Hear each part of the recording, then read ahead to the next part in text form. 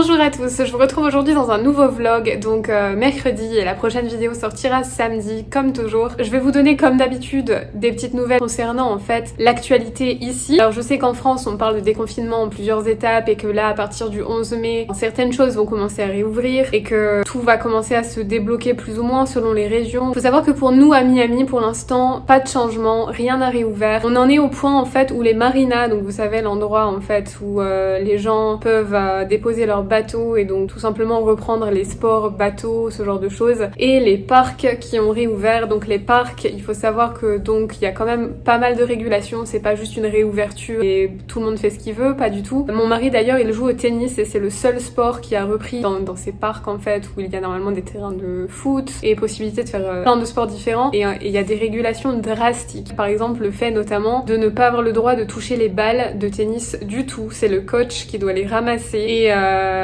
c'est le coach qui doit les lancer, et ils peuvent seulement toucher la balle avec la raquette mais pas la toucher à main nue. Enfin voilà, je pense que le tennis c'est le seul sport qui a repris, puisque c'est une personne contre une autre et que le terrain est énorme et que chacun joue de son côté, donc forcément c'est pas le sport le plus risqué à reprendre. Quant aux autres, c'est plusieurs joueurs dans des surfaces un peu plus limitées, donc forcément c'est pas en ce moment le meilleur plan que de réouvrir le reste pour l'instant. Ça, plus les parcs qui ferment quand même assez tôt. Le parc où mon mari joue au tennis ferme à 7h45 par exemple. À 7h45, la police est là en fait, et ils font sortir vraiment tout le monde. C'est pas possible de dépasser ce délai. Et aussi, il faut porter un masque pour pouvoir entrer dans le parc. C'est une obligation. La police, encore une fois, est là et vérifie que tout le monde porte le masque. Et si ce n'est pas le cas, et bien tout simplement, on ne peut pas entrer dans le parc. Voilà, donc réouverture des parcs, ok, mais avec beaucoup de régulations. Et comme je vous disais dans le vlog précédent, les parcs sont quand même immenses ici. On est loin d'un déconfinement complet, c'est simplement un tout début, et on n'a aucune idée de ce que ça va donner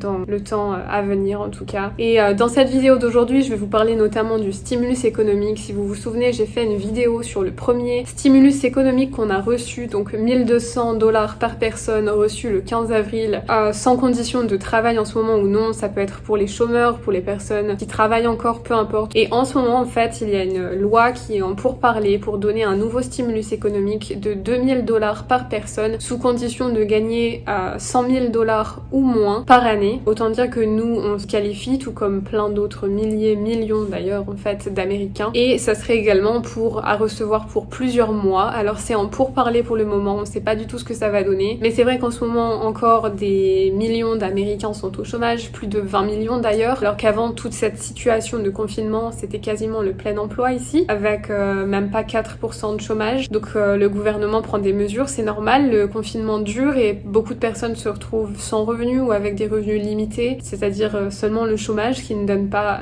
l'intégralité de ce à quoi on est habitué. Donc le stimulus économique, c'est vraiment le moyen de garder la population quand même dans des conditions pas trop catastrophiques, et surtout en mesure toujours de consommer un petit peu pour que l'économie ne s'arrête pas totalement. Donc ça, je vous en reparlerai si cette loi passe. Vu que les parcs réouvrent, on va donc aller faire une petite balade en restant bien évidemment loin de tout le monde et en portant notre magnifique masque en tissu. Et d'ailleurs, en parlant de masques, on va essayer d'aller trouver quelques masques chirurgicaux en prévision d'une future réouverture de tout, notamment si par exemple moi je dois retravailler. Et enfin, ce que je voulais vous dire aussi, c'est que oui, ma chef, donc la chef du cinéma dans lequel je travaille, m'a contactée il y a quelques jours, et donc toujours pas de nouvelles nous concernant. C'est quand même un cinéma, les studios, je sais qu'ils ont décidé de sortir quelques films en fait directement sur la télé des gens. Il suffit de payer, et avec certains services, on peut avoir accès aux films qui étaient normalement censés sortir en salle, qui sortent du coup directement sur l'écran télévision. On n'a toujours pas de nouvelles, ma chef n'est toujours pas au courant non plus. Elle espère qu'on ait quelques nouvelles vers la fin du mois, donc la fin du mois de mai, et encore une fois elle n'est même pas sûre, donc on sait vraiment pas quand est-ce qu'on va reprendre. Et comme vous le savez sûrement, et je l'ai déjà expliqué dans des vidéos dédiées au confinement et tout ça aux États-Unis, moi je n'ai pas du tout demandé le chômage, parce que étant sous visa encore et n'étant pas résidente, n'étant pas en tout cas citoyenne américaine, je ne voulais pas risquer quoi que ce soit avec notre visa et tout ça à demander le chômage. Bon, il s'avère qu'on a reçu donc les 1200 x 2 puisqu'on est un couple, donc 2400 le 15 avril, donc ça a compensé largement mon salaire, donc il n'y a pas de souci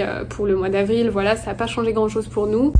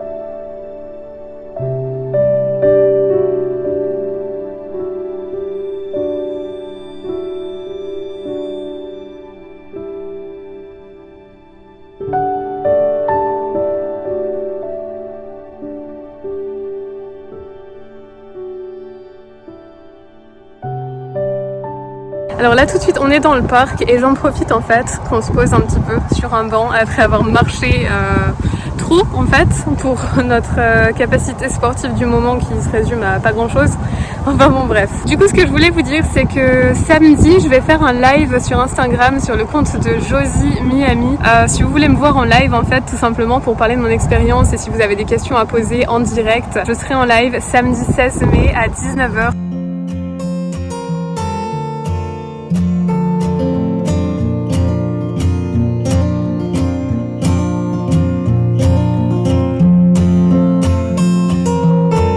Dans un parc comme ça avec mes collègues normalement au foot et là en ce moment évidemment c'est encore fermé. Comme je vous disais, les sports où il y a beaucoup trop de monde c'est encore fermé pour le moment. Donc le tennis est ouvert et on a vu aussi quelques personnes jouer au basket à l'endroit où il y a du basket, mais c'était vraiment des personnes, pas une équipe complète quoi, des gens qui s'entraînaient comme ça individuellement. Donc bah, du coup on vient d'aller faire le tour dans le parc et c'était cool. En vrai c'était cool, il faisait un petit peu chaud, comme je disais il n'y a pas grand monde, il y a quelques personnes qui se promènent, quelques personnes qui jouent au basket, quelques personnes qui jouent au tennis aussi, et à part ça tous les grands terrains, le terrain de football américain par exemple, le football, baseball, tout était fermé, impossible d'y passer en fait, parce que c'est encore des sports qui demandent trop de monde ensemble, regroupés, et c'est le genre de trucs qui peuvent pas encore ouvrir, mais voilà globalement. Petite sortie parc, ça nous a fait marcher un petit peu, on en a besoin quand même. Là maintenant direction Target parce que comme je vous disais tout à l'heure dans l'intro de ce vlog, on va être à la recherche quand même de masques parce que ça c'est des masques en tissu quand même assez fins, c'est vraiment pas utile, c'est vraiment histoire de mettre une petite barrière mais il faut vraiment qu'on trouve des trucs un peu plus opérationnels en tout cas, donc on va aller faire un petit tour à Target, voir si on trouve des masques, à combien et voilà tout simplement.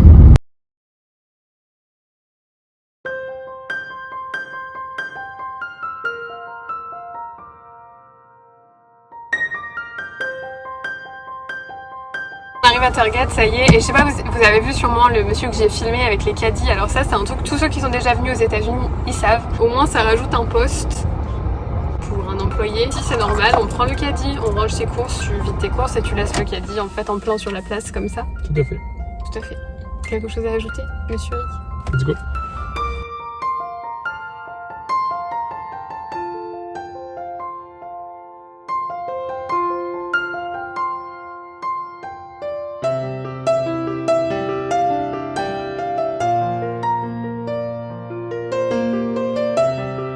Ma théorie de trouver des masques chez Target, c'est raté. Frappuccino. Et il y a un Starbucks en fait dans le Target juste à l'entrée, mais le Starbucks évidemment est fermé. Voilà, à la place. Petit frappuccino élevé. Et ce soir, en rentrant en fait tout simplement, je vais vous montrer, on s'est abonné à Hulu récemment. Et je voulais vous montrer un petit peu à quoi ça ressemble parce que je sais qu'en Europe, Netflix est là, mais Hulu par exemple n'est pas là. Je me sens qu'il n'y a pas assez de contenu en fait pour faire plusieurs plateformes comme ça en Europe. Parce que la majorité des séries et des films étant aux États-Unis, il y a des droits différents, tu sais. C'est comme nous par exemple quand on essaye en fait de regarder, je sais pas, TF1 Replay par exemple des États-Unis, et ça va noter qu'on est dans un pays qui ne permet pas de visionner ce genre de contenu. Pareil sur YouTube, parfois il y a des contenus selon les pays qu'on ne peut pas visionner.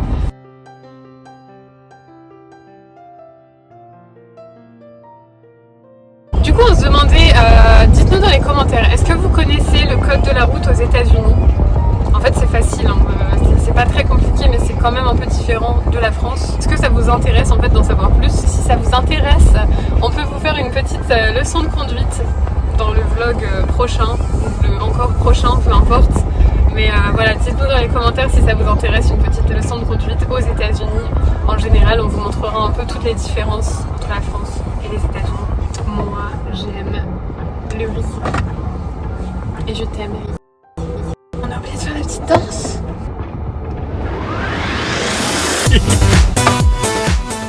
Etienne. Alors comme je vous disais tout à l'heure, en sortant de Target, on n'a pas réussi du tout à trouver de masques. Alors là, je regarde en fait sur Amazon pour trouver un lot de masques au cas potentiellement où je retravaillerai bientôt et du fait que mon mari aussi retravaille de plus en plus en ce moment. Donc je pense que c'est mieux d'avoir des masques un peu mieux que ce qu'on a en ce moment. Donc pas de masques en magasin, on en a vraiment pas trouvé. On n'en a pas trouvé à Target, on va à Walmart faire nos courses, on n'en a jamais vu non plus. Donc je regarde sur Amazon maintenant. Pour vous donner une petite idée, voilà, la meilleure vente, et puis de toute façon un peu tous, presque $40 pour 50 masques. Les masques viennent en fait de la même province en Chine où tout a commencé en fait avec le virus, à presque $1 le masque. Je crois qu'on va rester du coup sur nos masques en tissu, très honnêtement.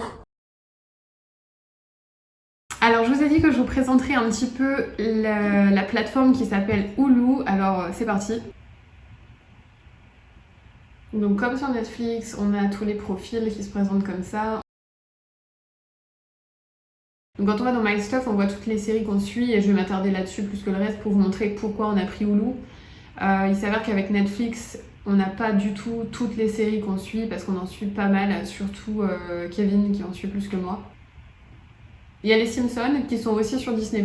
La Station 19, c'est en fait une histoire parallèle à Grey's Anatomy avec le mari du docteur Bailey qui devient pompier et en fait c'est la série qui lui est consacrée. Ici on a 12 Monkeys, je sais pas si vous connaissez certaines de ces séries mais voilà, je vais vous passer ça globalement, c'est toutes les séries qu'on regarde. Et la raison pour laquelle on s'est abonné à Hulu dans un premier temps, c'était surtout pour cette série qu'on voulait à tout prix regarder. C'est The Good Doctor.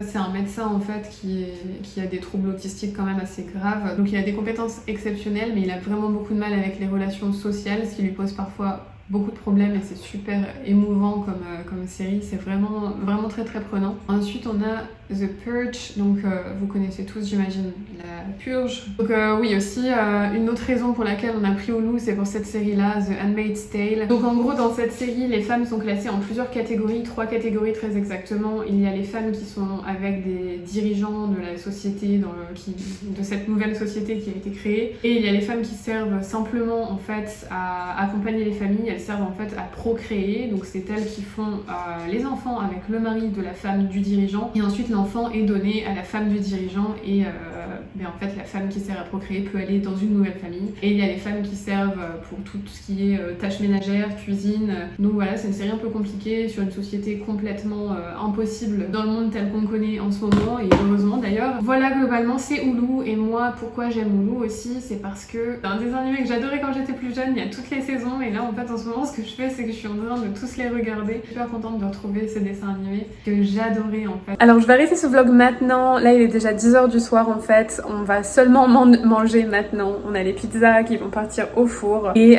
on va regarder en fait Hulu que je viens de vous présenter juste avant en mangeant, tout simplement, voilà. Du coup je vous souhaite à tous une très très bonne journée ou soirée, peu importe quand vous regardez ce vlog et je vous retrouve très vite dans une prochaine vidéo, bye bye à tous.